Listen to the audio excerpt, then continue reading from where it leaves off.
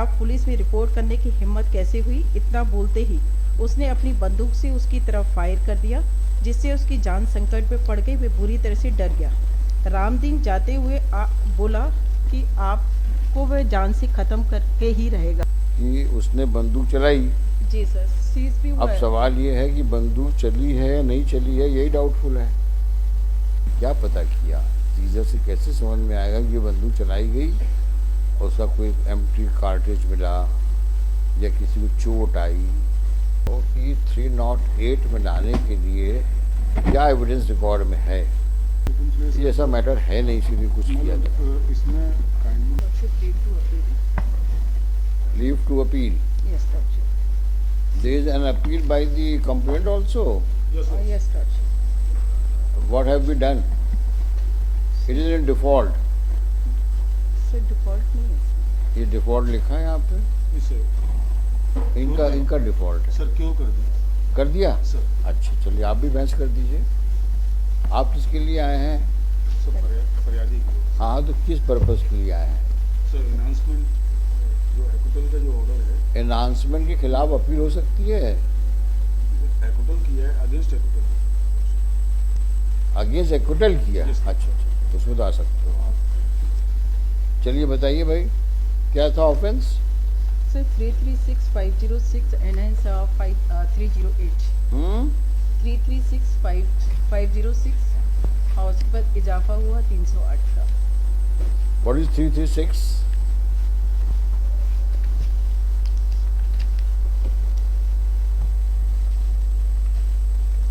Lordship prosecution story para 3 में पढ़िए। जी। अभियोजन का मामला संक्षेप में इस प्रकार है कि दिनांक 6/8/17 फरियादी मातादीन मधु शर्मा ने अपने लड़के कौशल शर्मा सहित थाना उपस्थित होकर इस आशय की मौखिक रिपोर्ट की। दिनांक 2/8/2017 को ग्राम प्रोड़क के रामदीन ने उसे 17 लाख रुपए की मांग की थी तथा न देने से जान से मारने की धमकी दी थी। उसके साथ धक्का मुक्की भी की, जिससे उसने दिनांक 3/8/2017 को थाने पर जाकर रामदीन के खिलाफ रिपोर्ट कराई।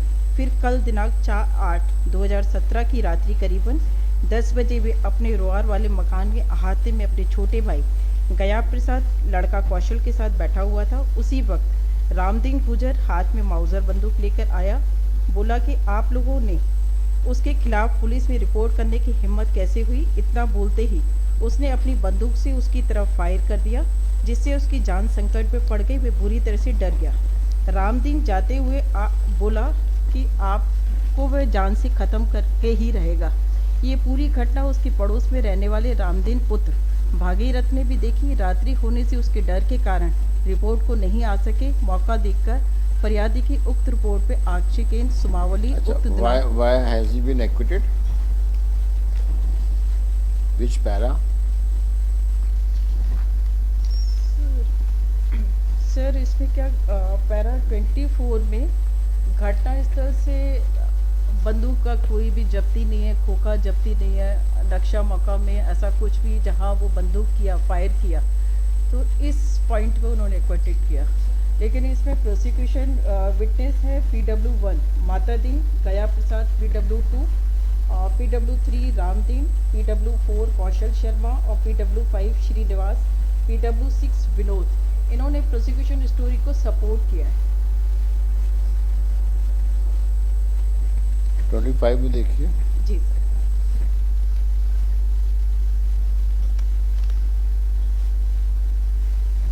प्रकरण में अग्रेतर अभियोजन साक्षीगण के साक्ष्य पे विचार किया जाए तो प्रकरण का चक्षुदर्शी साक्षी गया प्रसाद PW2 प्रतिपरीक्षण की कंडिका 5 में उसके और उसके भाई मातादीन के पास माउजर बंदूक है, जिन्हें वे जहां रहते हैं वहां उनके साथ रखते हैं, जिसकी पुष्टि प्रकरण के अन्य अभियोजन साक्षी रामदीन शर्मा PW3 के साक्ष्य से होती है।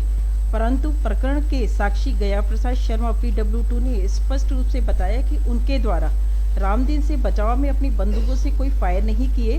प्रकरण में अभियोजन कथानुसार घटनास्थल में फरियादी मातादीन PW1 सहित 3 लोग मैं बंदूक उपस्थित थे, परंतु उनके द्वारा केवल एक अभियुक्त के विरुद्ध किसी प्रकार का कोई बचाव किया गया हो। संबंध में अभिलेख में कोई भी साक्षी विद्वान नहीं है।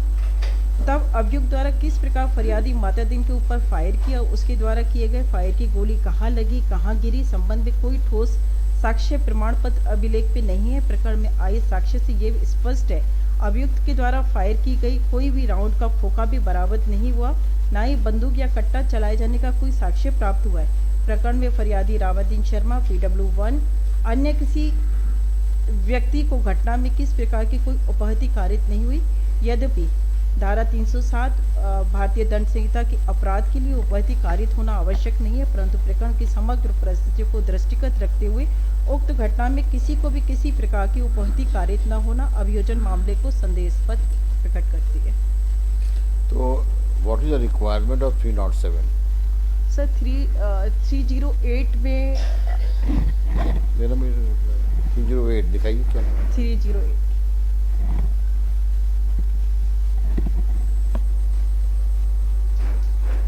ऑफेंसेस क्या क्या रजिस्टर हुए तुम्हारे खिलाफ में? सर 336, 506 और 308।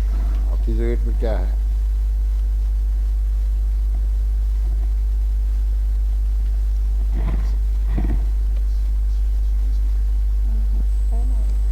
आपने कहा attempt to commit culpable homicide. जी सर। Please read it.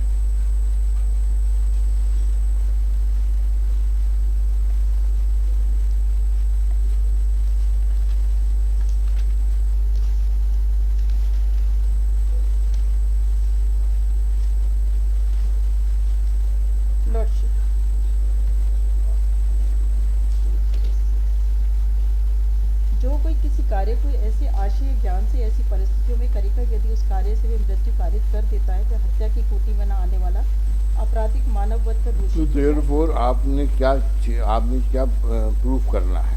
आपने प्रूव करना है कि उसने बंदूक चलाई। जी सर, सीज भी हुआ अब है। सवाल ये है कि बंदूक चली है या नहीं चली है, यही डाउटफुल है। उसकी FSL रिपोर्ट नहीं है, बंदूक चलने में उसका कार्बन वगैरह FSL नहीं है, ऑनली सीजर हुआ है लॉर्डशिप। तो सीजर से आपने क्या पता किया? सीजर से कैसे समझ में आएगा कि ये बंदूक चलाई गई और उसका कोई एम्प्टी कार्ट्रिज मिला या किसी को चोट आई? जो कोई आई बैलिस्टिक रिपोर्ट नहीं है लॉर्डशिप उसमें कुछ भी। तो फिर कैसे माना जाए? वही जानना ऑनली चाह रहे हैं। एविडेंस है और कुछ भी नहीं है लॉर्डशिप। हाँ। So therefore the factum of gunshot fire, हवाई फायर, हवाई फायर जो भी है, हाँ, घटना स्थल से खोखा वगैरह कुछ बरामद तो नहीं ऐसी हुआ। स्थिति में कैसे मान लें कि इन्होंने वहाँ पे ऐसा फायर किया जो आपकी बॉडी को लग सकता था और आपकी मौत हो सकती थी? ऑनली प्रोसिक्यूशन स्टोरी के जो विटनेस है वही विटनेस ने ये भी कहा है भाई ये इनके पास तो बंदूक रहती है हमेशा।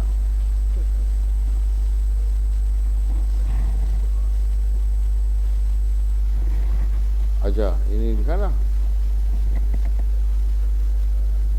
प्रतिरक्षण करने के बाद कहा है कि उसके और उसके भाई माता दी के पास माउजर बंदूक है जिन्हें वे जहाँ रहते हैं वहाँ अपने साथी रखते हैं, जिसकी पुष्टि प्रमेय साक्षी रामदीन साक्ष्य से होती है। और एक्यूज कौन था? सर Accused रामदीन थे। है रामदीन। रामदीन एक्यूज है कि Yes, sir. मातादीन जो है वो फरियादी है? फरियादी है हाँ, और रामदीन जो है वो एक्यूज है मेरे। तो माउजर तो आप ही रखते हो। सर चूंकि रात के as per the prosecution story रात के 10 बजे की घटना बताई जाती है, तो अगर परमिट करें तो थोड़ा मैं। हाँ, क्यों नहीं, आप भी बोलिए, आपका भी केस है। सर मैं इसमें kindly see the statement of the PW1 lordship. नहीं, मेरे को आप ये बताओ कि 308 में लाने के लिए क्या एविडेंस रिकॉर्ड में है? इनके द्वारा फायर किया गया और उस फायर को वो हमारे ऊपर से तो निकल गया, ये फायर अंदर से आया मैं। फायर को प्रूव करने के लिए क्या चीज़ें जरूरी हैं? What are the essential evidence to bring the offence within the net of 308? Charges और frame by the eliminate trial court under तो सेक्शन आपने 307। पहले ये सिद्ध करना पड़ेगा कि उसने बंदूक चलाई। सर अगर 4 लोग बोल दें इसने बंदूक चलाई और वहाँ ना तो बंदूक को कोई खोखा मिला, ना बंदूक उसमें उसी बंदूक से वो कोई फायर हुआ है ये भी नहीं मिला आपको, तो कोई बैलिस्टिक की रिपोर्ट नहीं है, कोई स्पॉट में रिकवरी नहीं है, तो कैसे माना जाए कि उस आदमी ने बंदूक चलाई? जस्ट बिकॉज आपने कहा है।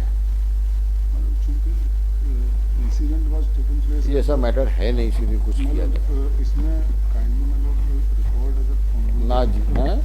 रिकॉर्ड अगर कॉल करने ट्रेन कोर्ट में मतलब तो उससे एविडेंस से सर क्लियर हो जाएगा इसमें। तो एविडेंस में वही तो पूछना चाह रहा हूँ कि वो एविडेंस को आपने ओपन प्लेस का मतलब इंसिडेंट है as per the statement of PW1, और प्रायर टू दिस इंसिडेंट उसने 17 लाख रुपए इससे मांगे और नहीं दिया। उसकी 3/8 को रिपोर्ट लॉन्च कराएगी, देयर आफ्टर 4/8 को रात को 10 बजे आकर के इन्होंने इंसिडेंट को मैं वही ये फाइल ये किया तो मुरैना केस है क्या?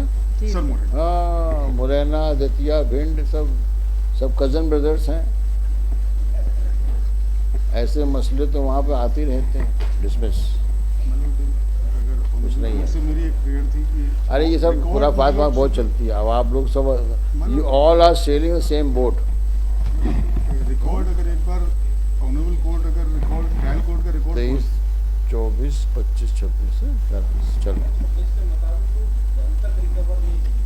रिकवरी कट्टा रिकवर। अरे ये तो वहाँ पे तो ऐसा है कि अगर लड़का वहाँ पे फौज में वो अगर वो पहरा दे रहा है, उसके खिलाफ FIR हो जाती है मुरैना में। तो फॉल्स इम्प्लीकेशन केसेस तो रिट लार्ज है वहाँ पे।